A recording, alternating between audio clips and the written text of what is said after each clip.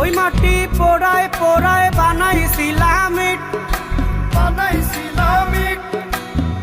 ইটিয়া বানাইছিলাম ইমারতের ভিতরে আমার, ইটিয়া বানাইছিলা দেহ ঘরের ভিত।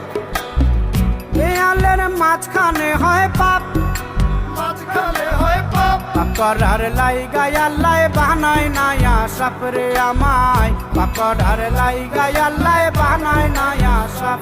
একটা মাটির পুতুল ভেঙে দেখ মাটি হবে রে, ওই আল্লাহ মাফ করো আমায়, ওই আল্লাহ মাফ করো আমায়।